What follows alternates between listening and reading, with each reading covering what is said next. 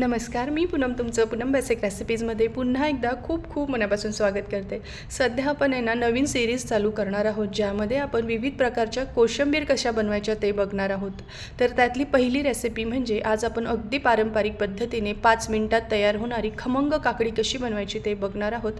आपल्या जेवणाच्या डाव्या साईडला वाढली जाणारी कोशिंबीरीचे महत्त्व तुम्हा सगळ्यांनाच माहिती असेल। चला तर मग अशी पहिली खमंग काकडीची रेसिपी बघूयात। तर त्यासाठी मी इथे वजनी पाव किलो काकडी घेतली आहे। काकडी स्वच्छ धुवून मागचं पुढचं देठ काढून घ्यायचं आहे आणि काकडीची थोडीशी टेस्ट करून बघायची। काकडी थोडीही कडू असेल तर अशी काकडी कोशिंबिरीसाठी वापरायची नाही आहे। आता वरची साल काढून घ्यायची आहे आणि छोट्या तुकड्यांमध्ये मी ही कट करून घेणार आहे। मी ही चॉपरमध्ये बारीक करणार आहे, त्यामुळे इथे मी असे तुकडे केलेले आहे। तुमच्याकडे चॉपर नसेल तर चाकूनेच ती तुम्ही चोचवून घेतली ना तरीही चालेल। आता चॉपरमध्ये टाकून अगदी बारीक करून घेऊयात। तोपर्यंत तुम्हाला एक निवेदन आहे, तुम्ही अजून माझ्या चॅनलला सबस्क्राईब केलं नसेल तर नक्की सबस्क्राईब करा आणि बेल आयकॉनवर क्लिक करा। सबस्क्राईब करणं पूर्णपणे फ्री आहे, निःशुल्क आहे, तर नक्की माझ्या चॅनलला सबस्क्राईब करा।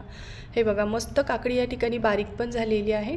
आता ना आपल्याला या काकडीमध्ये असणारा जो रस आहे तो काढून टाकायचा आहे। असं हाताने पिळून काढून टाकायचं। हवं तर तुम्ही थोडंसं मीठ याला लावून मग याचा रस काढला तरीही चालेल, पण मी असंच आता मीठ न लावता यातला शक्य तितका रस काढून घेतलेला आहे।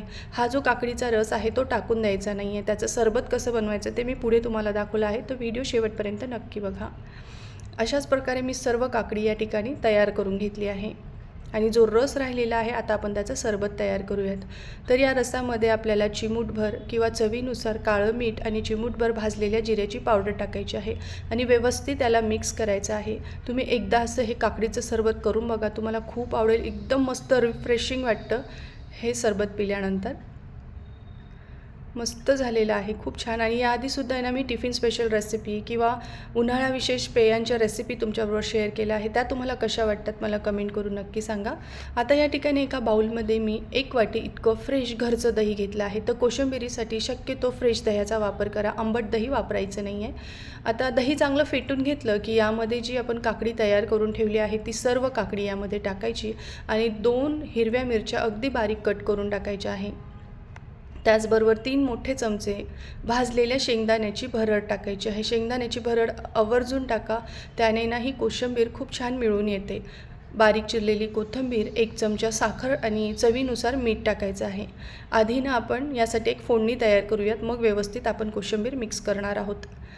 तर कढईमध्ये 1 चमचा मी साजूक तूप घेतला आहे। साजूक तुपाऐवजी तुम्ही तेल घेऊ शकतात। 1 चमचा जिरं आणि पाव चमचा हिंग घालून खमंग ही अशी फोडणी तयार करायची आहे।